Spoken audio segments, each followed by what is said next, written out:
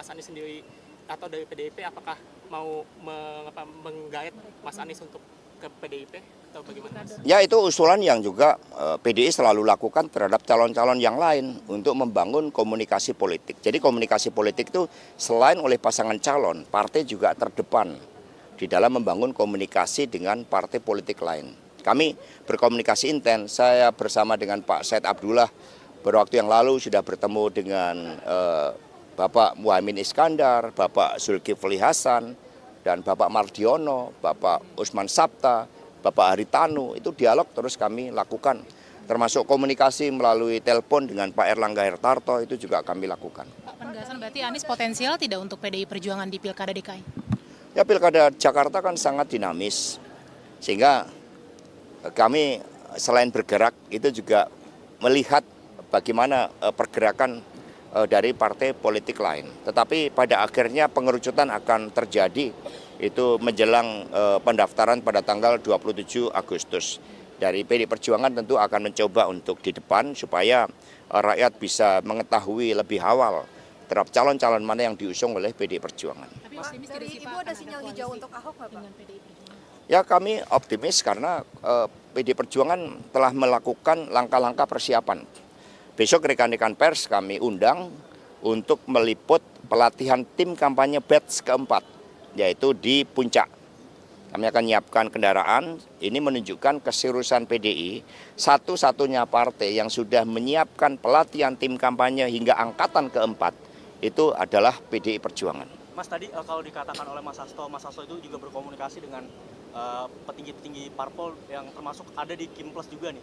Nah, ini apakah dalam komunikasi itu ada memungkinkan PDI Perjuangan ini akan merapat ke Kim Plus gitu dalam komunikasi itu, Mas? Jadi konfigurasi politik setiap daerah ini kan unik. Mereka telah memiliki sejarah ya sesuai dengan aspek-aspek sosiopolitik. Sehingga misalnya di Banten kami banyak bekerja sama dengan Partai Golkar, di Jawa Tengah itu ada sekitar 10 dengan Gerindra, demikian pula di Jawa Timur. Dengan PAN itu di kota-kota besar kami banyak membangun kerjasama, termasuk di Bengkulu, sehingga PDI menjadi titik temu dari partai-partai yang lain sesuai dengan konfigurasi politik yang ada di daerah. Mas Hasto, ini Mas Anies banyak ditinggalkan kan karena PKS mengusungnya sepaket dengan Pak Sohibul Iman ini. Kalau misalkan dari PDI Perjuangan sendiri menganggap kans mendukung Mas Anies ini terkendala hal ini juga apa tidak, Mas Hasto? Ya, kita melihat seorang pemimpin kan dari aspek karakternya, dari track recordnya, kemudian baru kita lihat elektoralnya dan desain masa depannya. Ini yang terus dimatangkan. Karena partai punya komitmen untuk mempersiapkan visi dan misi dari pasangan calon yang memuat hal-hal yang fundamental. Contohnya program fakir miskin dan anak telantar dipelihara negara, program mengatasi stunting, kedaulatan pangan, kedaulatan energi, politik tata ruang, itu sedang dipersiapkan oleh PDI Perjuangan, sehingga antara partai, calon, dan rakyat itu sebagai satu kesatuan. Oke, Mas, itu dari PDIP sendiri untuk Pak Ahok kita kemarin bikin acara A3 terus juga mengumpulkan massa untuk membahas isu-isu Jakarta. Dari A3-nya Ahok ini apakah akan menunjukkan sinyal untuk mendukung Ahok? Ya, semua bergerak. Seorang pemimpin tidak hanya dipersiapkan tetapi juga mempersiapkan diri. Jadi seperti ada Pak Anies misalnya, ada Pak Ahok, ada Pak Ridwan Kamil, semua berproses. Dan kemudian dialog antar partai, kemudian bagaimana suara arus bawah, itu yang nanti akan mengerucutkan keputusan politik terhadap paslon. Mas Hasto, tapi PDIP ini akan kekeh mengusung kader saja atau membuka peluang di luar kader? Ya, dalam perspektif ideal, tugas partai adalah untuk mempersiapkan calon-calon pemimpin dari internal partai. Tetapi kami juga harus bersikap objektif, realistik. Maka kami lihat peta politik di setiap daerah. Sekiranya memungkinkan kader internal itu opsi terbaik. Tetapi bekerja sama dengan partai lain atau mengusung kader yang bisa diterima bersama-sama, itu juga merupakan hal yang baik. Karena kami telah mengambil langkah terobosan pada tahun 2020 terhadap calon-calon yang di luar PDI Perjuangan pun selama diusung oleh partai, itu kami persiapkan dengan sekolah partai. Mas, ini kemarin dari pihak istana kan ada undangan gitu ke mantan-mantan presiden untuk upacara Agustusan di IKN. Nah, apakah Ibu Mega sudah menerima ini dan apakah akan datang di IKN, Mas? Ya, undangan sudah diterima, bahkan diserahkan oleh Mas Pramono Anung dalam kapasitas beliau sebagai Menteri Sekretaris Kabinet. Sehingga undangan sudah diterima dan kemudian ditimbang-timbang karena 17 Agustus ini kan merupakan suatu peristiwa yang maha penting, yang mengandung nilai-nilai patriotisme yang begitu besar, hasrat untuk mewujudkan kemerdekaan yang sejati-jatinya, sehingga Ibu Mega telah menerima undangan tersebut dan nanti akan, ya tentu saja akan diharapkan, namanya undangan kan, untuk dapat memenuhi undangan, tetapi kita juga melihat situasionalnya. Karena Ibu Mega saat ini concern terhadap persiapan untuk Paskibraka yang akan dikirim ke IKN dan semua telah dipersiapkan dengan detail, ya, tentang kehadiran dari Ibu Megawati Soekarno Putri dengan undangan tersebut tentu suatu kehormatan sebagai presiden kelima, tetapi nanti itu akan disampaikan pada waktu yang tepat.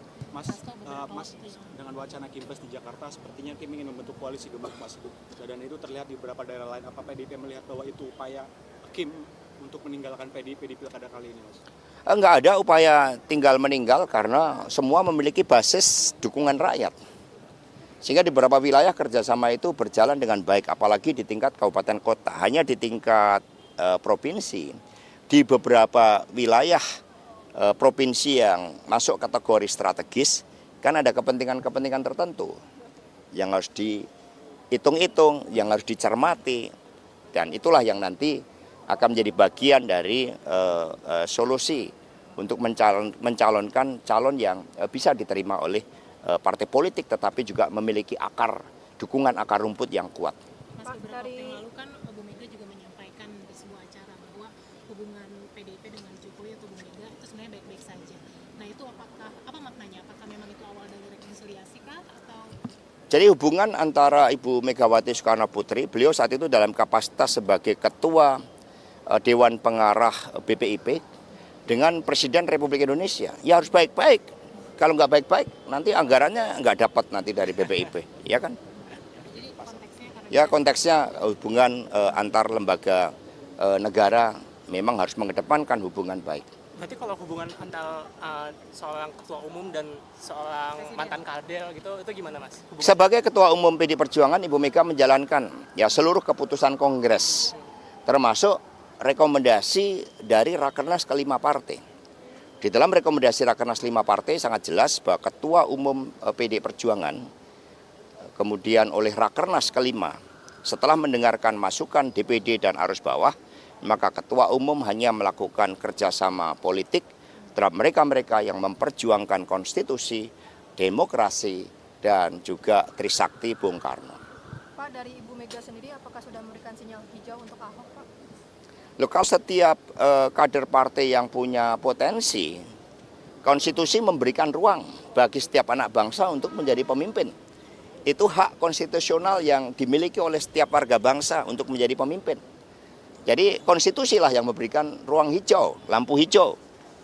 Peraturan partai juga memberikan lampu hijau bagi setiap kader yang berpotensi untuk dapat dicalonkan. Pak, berapa persen itu sih Pak PDIP mendukung Mas Anies di Pilkada Jakarta ini?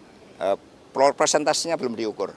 Mas, kalau adanya harapan PDIP dengan PKB saja di Jakarta, kemudian jadi juru selamat Anies di Jakarta, itu gimana, Mas? Kemungkinannya? Jadi juru selamat politik itu rakyat. Jadi yang penting adalah dukungan rakyat, kekuatan arus bawah. Kekuatan yang maha dahsyat, kata Bung Karno, itu adalah persatuan rakyat. Sehingga setiap pemimpin yang memang mendapatkan dukungan dari rakyat nggak perlu khawatir tidak mendapatkan tiket politik.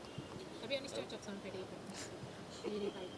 Ya, gaya bicaranya ya menarik, dan Mbak Puan juga sudah beberapa kali menyampaikan sikapnya. Kami juga melakukan komunikasi ya dengan banyak calon-calon potensial yang ada di Jakarta, termasuk Pak Andika. Jangan lupa, itu beliau juga diusulkan di Jakarta. Mas Hasto ini kan Kira-kira kapan deal-dealan? Mas Hasto PKPU yang baru ini kan tidak memberikan hukuman ya bagi partai politik jika tidak ikut pengusung siapapun. Kalau semisal nanti skenario Jakarta kota kosong, apakah PDI Perjuangan akan merawat demokrasi dengan berada di pihak kota kosong, Mas Hasto? Untuk Jakarta kota kosong sebenarnya dalam konteks demokrasi, kehidupan demokrasi kita, itu suatu yang harus dicegah. Apapun dengan peran yang sangat penting dan sentral, suara rakyat tidak bisa kemudian dipangkas dengan melakukan suatu konsolidasi partai-partai politik yang menyebabkan calon lain tidak bisa dicalonkan. Kalau seperti itu dilakukan, maka rakyat juga akan punya kedaulatan untuk mengambil keputusan. Kita harus belajar dari Makassar. Ketika seluruh upaya dilakukan untuk mengganjal calon yang menempati tempat tersendiri di hatinya rakyat, maka rakyat akhirnya memenangkan kota kosong. Dan itu menjadi pelajaran demokrasi yang sangat berharga bahwa partai di dalam mencalonkan itu harus melihat suara arus bawah itu. Ya cukup ya.